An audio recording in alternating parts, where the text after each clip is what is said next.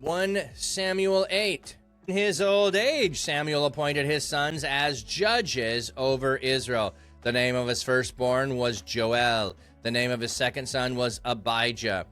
They were judges in Beersheba. But his sons did not follow his ways. Instead, they made money dishonestly, accepting bribes, and perverted justice. So all the elders of Israel gathered together and approached Samuel at Ramah. They said to him, "Look, you are old, and your sons don't follow your ways. So now appoint over us a king to lead us, just like all the other nations have." So this request displeased Samuel, for they said, "Give us a king to lead us." So Samuel prayed to the Lord. The Lord said to Samuel, "Do everything the people are requesting of you, for it is not you they have rejected, but it is me that they have rejected as their king. Just as they have done from the day that I brought them up out of Egypt until this very day, they have rejected me and have served other gods. This is what they are also doing to you. So now do as they say. But you must warn them and make them aware of the policies of the king who will rule over them." So Samuel spoke all the Lord's words to the people who were asking him for a king. He said, "Here are the policies of the king who will rule over you. He will conscript your sons and put them in his chariot forces and in his cavalry.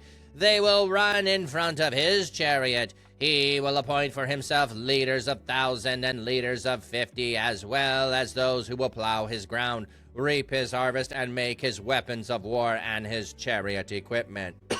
He will take your daughters to be ointment makers, cooks, and bakers." Sorry about that. "He will take the best fields, vineyards, and olive groves and give them to his own servants. He will demand 1/10 of all your seed and of the produce of your vineyards, and give it to his administrators and his servants. He will take your male and female servants, as well as your best cattle and your donkeys, and assign them for his own use. He will demand 1/10 of your flocks, and you yourself will be his servants. In that day you will cry out because of your king whom you have chosen for yourself. But the Lord won't answer you in that day." But the people refused to heed Samuel's warning, and they said, "No, there will be a king for us. We will be like all the other nations. Our king will judge us and lead us and fight our battles." So Samuel listened to everything the people said and then reported it to the Lord. The Lord said to Samuel, "Do as they say and install a king over them." Then Samuel said to the men of Israel, "Each of you go back to your own city."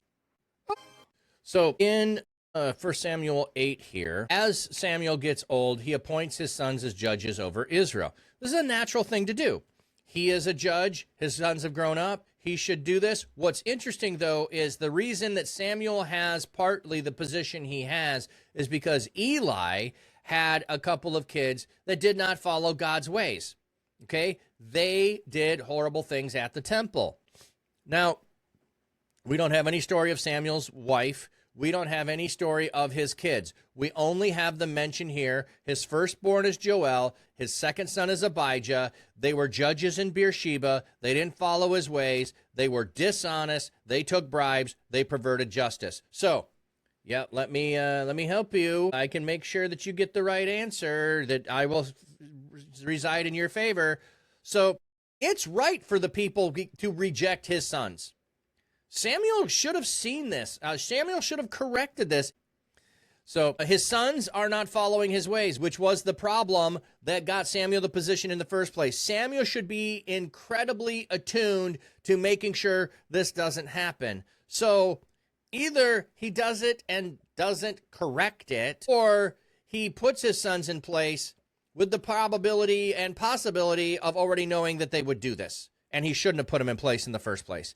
So Instead of the people asking, which would have been right, we need other leaders to follow you because your sons aren't doing it right. They need removed. What should we do? They should have come to Samuel with the problem and asked Samuel to find a solution. Instead, they come to him and they say, we want a king to lead us just like the other nations have. Here's the problem.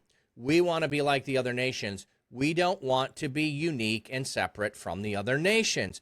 The whole point of Mount Sinai was they were supposed to be different and set apart from other nations. They weren't supposed to do things the way other nations did. They were supposed to be different. They were supposed to be a model. They were supposed to be a nation of priests. Yes, they were supposed to be a nation of priests. So the Levites were supposed to model how the people were to live their lives.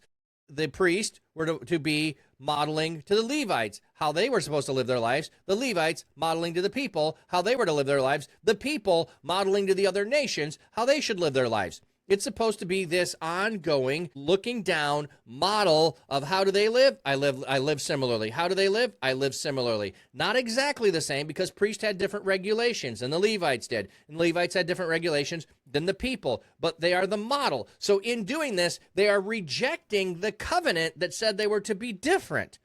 So they're saying they want to be like the other nations. That's the problem going on here is they are, and God says it here, they are rejecting him. They are rejecting him as the one who is their deliverer. They want to rely on a king instead of relying on God.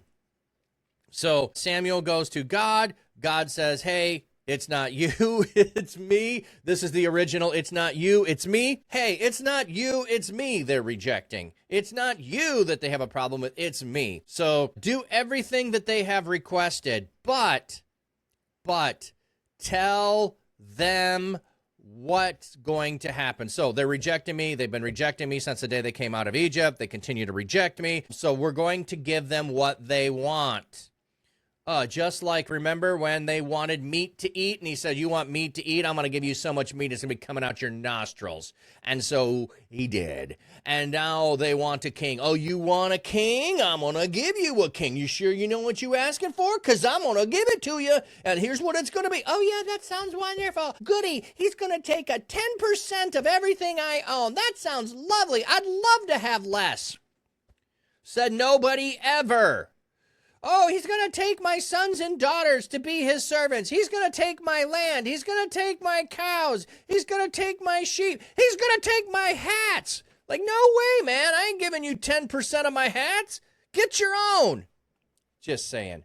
Like, if it wasn't bad enough that they should know they shouldn't be asking for one, when they hear what he's going to do, they should be saying, yeah, no, that don't sound good. That don't sound good. But instead, the people say, yay, we get a king. This is bad. This is bad. It sounds like when Israel rejected Jesus because they wanted a king for the throne, not Jesus. Exactly. Yeah, 10% of my fish too. Yeah. Well, that might actually be a blessing to take 10% of my fish. Yeah, Israel was going through it. Yes. Gleeful sheep, welcome in. Okay, the people refused to heed his warning. Instead, they said, no, there will be a king over us. We will be like the other nations. Our king will judge us and lead us and fight our battles. Instead of God judging us and leading us and fighting our battles, we want a king for these things. And the answer was, you guys just don't get it. Come on, man. It's not good. You don't want it. Like, he told you everything that was going to be bad about it. You don't want it. Okay. So Samuel listened to everything the people said, and he reported it to God. I love this. I love this idea. He went back to God and said, you know what they said? They said that sounded good. Can you believe that they said it was good? And so the Lord says, do as they say, and install a king over them. Then Samuel said to the men of Israel, each of you go back to your own city. It's all right. Disperse. I'll take care of it. I'll do it. We're going to have this happen. So you brought your complaint to me. Now, again, the complaint should have been, your sons are numbskulls. They are evil. They're just like Eli's sons. Remember what happened to Eli's sons. You need to displace your sons and replace them with someone else because you're old and you're not going to be around. So you need to do something different. Go do something different. We need other people. And instead, we end up in this mess.